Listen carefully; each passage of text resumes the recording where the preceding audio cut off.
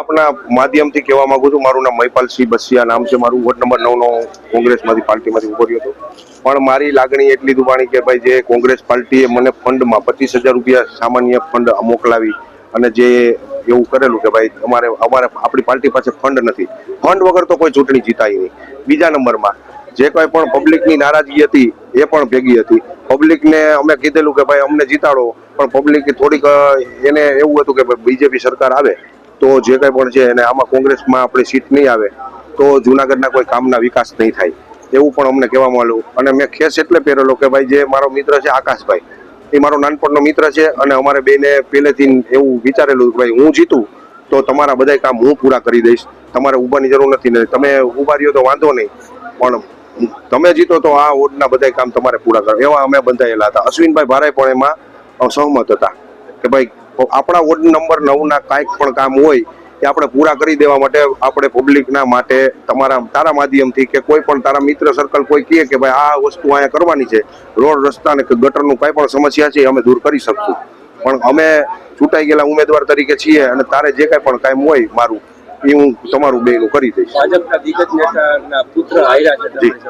ભાજપના દિગ્ગજ નેતા જે ગિરીશભાઈ કોટેચા છે એમના પુત્ર હાર્યા છે. એનું કારણ એવું છે કે જે પહેલા તો વોર્ડ નંબર 10ના ઉમેદવાર તરીકે એમને નોંધાવવાની હતી, એની બદલે 9 નંબરમાં ટિકિટ આપી. એ પહેલી એક ભૂલ છે ભાજપની. અને બીજા નંબરમાં અમારા વોર્ડ નંબર 9માં પાર્થભાઈને કોઈ ઓળખતું નથી એટલું બધું. અને પાર્થભાઈ જે છે એમનું એવું કહેવાનું છે કે ભાઈ મારે ગમે ત્યાંથી ટિકિટ મળે તો હું જીતી શકે, પણ એવું નથી. અમારા એરિયામાં પાર્થભાઈ ક્યારેય આવેલા નથી એટલે અમારા પબ્લિકમાં ક્યારેય એની કોઈ એડવર્ટાઇઝ નથી થઈ. આ પાર્થભાઈનું નામ સારું છે એના પપ્પાને લીધે, પણ એ સ્ટુડન્ટ માટે નોબલ યુનિવર્સિટી છે કે જે કોઈ પણ કોલેજો છે એના માટે પાર્થભાઈ બહુ સારી વ્યક્તિ છે.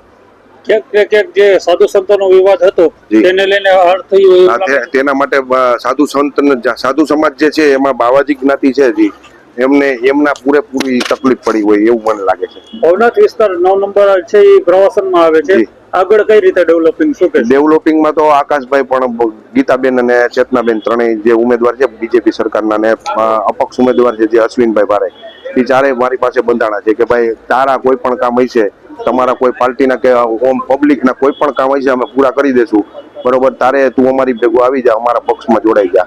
અને કોંગ્રેસમાં જે પક્ષમાં હું જોડાવા માટે હું આગળ વધ્યો હતો, પણ મને એવું લાગ્યું કે આ પાર્ટીમાં કોઈ જોશ નથી, કેમ કે પાર્ટી નામ બહુ મોટું છે, કોંગ્રેસ સરકાર સામે બાથ ભીડી શકે, પણ ફંડ વગર શું કામનું? ફંડ વગર કોઈ વ્યક્તિ જીતી નાખે. તમારા ખીચામાં પૈસા ના હોય પાન ખાવાના, આપણે બહાર કેમ નહીં કરવું? એટલે હવે તમે ભાજપને સંપૂર્ણ સમર્થન? હા, સમર્થન પૂરેપૂરું આપું છું.